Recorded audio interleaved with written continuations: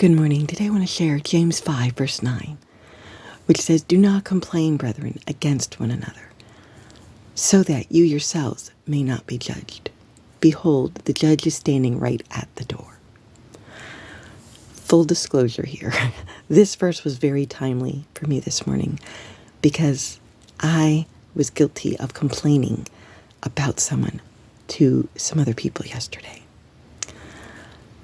I knew at the time when this person multiple times had said something that upset me, annoyed me, frustrated me, and I didn't say anything to the person. It was kind of one of those bite the tongue, take a deep breath, calm down, because I didn't want to get upset and say something I would regret to the person.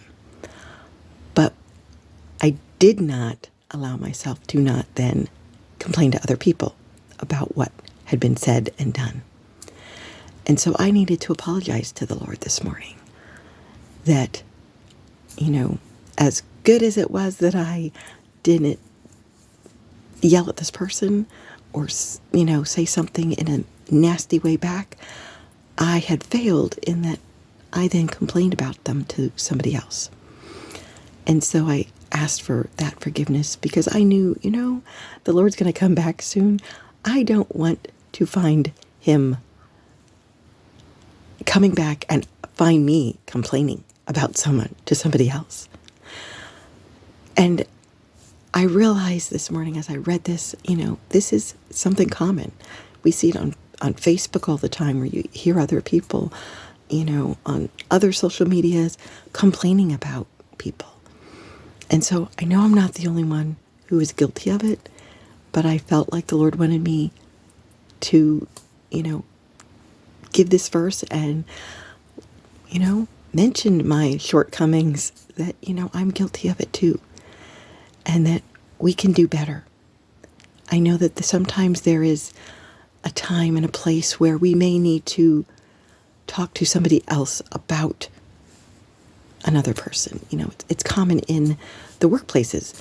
If somebody does something wrong, that you have to go to the boss and tell him or her about this other employee. But most of the time what we are doing is just, it's not needed for us to complain to others. And so, we need to learn, and I'm including me in the we. That's why I said we and not you. We all need to learn to control our tongues, not to say something in an angry way, but to be as loving as possible. Yes, we need to be able to learn. Sometimes we need to speak up and, say, hey, that really hurt my feelings the way you said that. Say things in as nice and kind and loving as way as possible, but then don't go to other people, hey, this person said, this person did, because they don't need to know.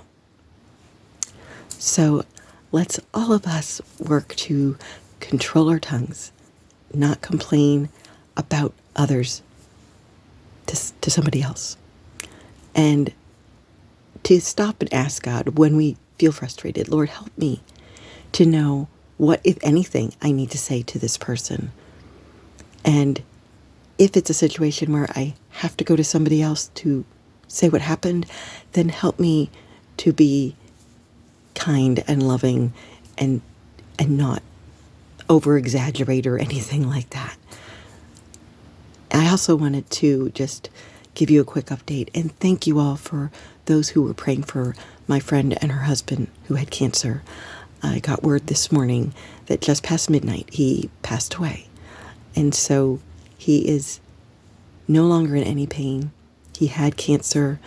He was really declining the last couple of weeks, and was in a lot of pain. I went over there, saw them on Sunday, spent some time by his bedside, just so he would know he wasn't alone.